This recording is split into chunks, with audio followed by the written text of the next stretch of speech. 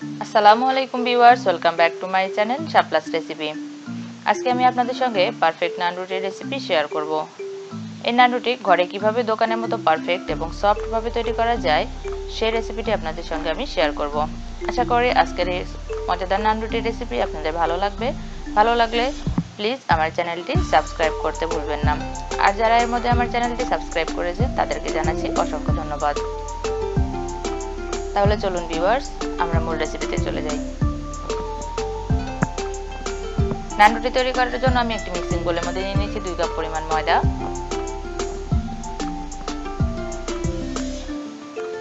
এবারে আমি এর মধ্যে অ্যাড করে দিচ্ছি 1 টেবিল স্পুন চিনি,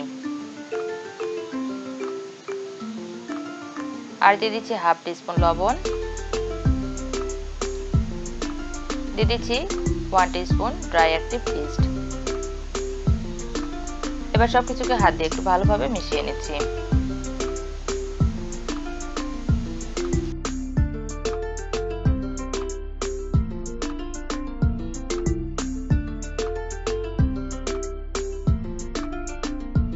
মেশানো হয়ে গেছে। এবার আমি এখানে 3 টেবিল স্পুন তেল অ্যাড করে দিচ্ছি।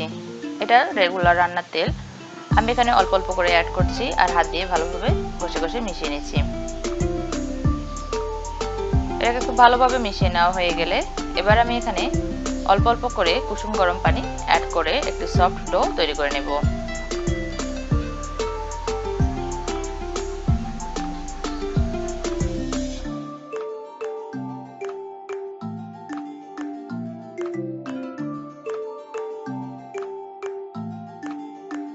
সম্পূর্ণ ডোটা আমার তৈরি করে নিতে 1 কাপ মতো কুসুম গরম পানি লেগেছে। এবার আমি 4-5 মিনিট খুব ভালোভাবে এটাকে ময়ান দিয়ে নিচ্ছি। ভিউয়ার্স, এটা ময়ান দেওয়ার সময় হাতে একটু আঠালো ভাব লাগতে পারে। কয়েক মিনিট ময়ান দেওয়ার পরে এই আঠালো ভাবটা হাত থেকে ছুটে যাবে। এরপরে আমি আবার এখানে অ্যাড করে দিচ্ছি 1 টেবিল স্পুন সয়াবিন তেল। তেলটা দিয়ে আমি এটাকে আবার 4-5 মিনিট খুব ভালোভাবে ময়ান দিয়ে 2 ঘন্টার জন্য একটা গরম জায়গায় ঢেকে রেখে দেব। এই 2 ঘন্টাতে ডোটা ফুলে একদম ডাবল হয়ে যাবে। ফিরছি 2 ঘন্টা পর। ভিউয়ার্স, দেখুন 2 ঘন্টা পরে ডোটা ফুলে একদম ডাবল হয়ে গেছে। ডোটাকে আমি আবার একটু ভালোভাবে ময়ান দিয়ে নিচ্ছি।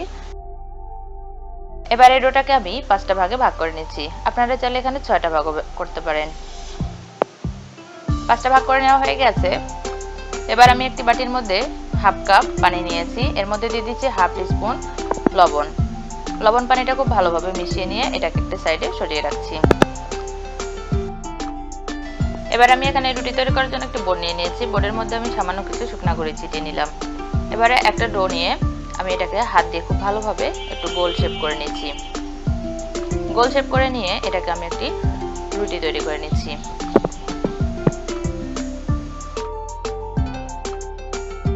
এই রুটিটাকে খুব বেশি মোটা বা পাতলা করা যাবে না।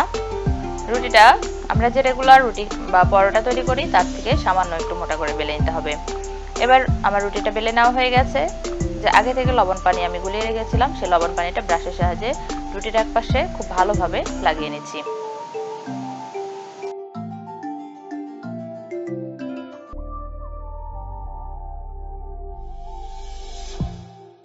আমি রুটিটাকে তাওয়ার মধ্যে দিয়ে দেব। এজন্য চুলাতে আমি একটি তাওয়া আগে থেকে হাই হিটে গরম করে নিয়েছি। এবার যে রুটির এক পাশের মধ্যে পানি লাগিয়ে নিয়েছিলাম সেই পাশটা আমি তাওয়ার উপরে দিয়ে দিচ্ছি। একটি ঢাকনা দিয়ে ঢেকে দিচ্ছি 1 থেকে 1.5 মিনিটের জন্য। এই 1-1.5 মিনিটে রুটিটা খুব ভালোভাবে ফুলে উঠবে। ভিউয়ার্স, লক্ষ্য করুন রুটিটা খুব সুন্দরভাবে ফুলে উঠছে। 1-1.5 মিনিট পরে আমি ঢাকনাটা উঠিয়ে নিচ্ছি। এবারে রুটিটাকে আমি তাওয়াটা ধরে উল্টে সেঁকে নেব। আর এরপর যে চুলার আঁচটা অবশ্যই হাইতে রাখতে হবে। ভিউয়ার্স, এই রুটিটা তৈরি করার জন্য অবশ্যই কোনো দস্তার তাওয়া বা লোহার তাওয়া ব্যবহার করতে হবে। কোনো ননস্টিক তাওয়ার মধ্যে এই রুটিটা তৈরি করা যাবে না। ননস্টিক তাওয়ার মধ্যে তৈরি করতে গেলে এরকম উল্টানোর সময় রুটিটা খুলে চলে আসবে।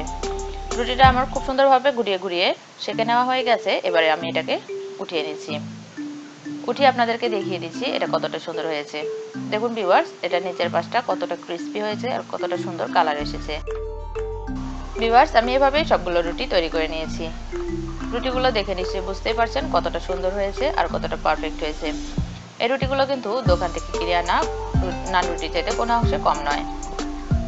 আশা করি আজকের এই রুটির রেসিপিটি আপনাদের ভালো লেগেছে।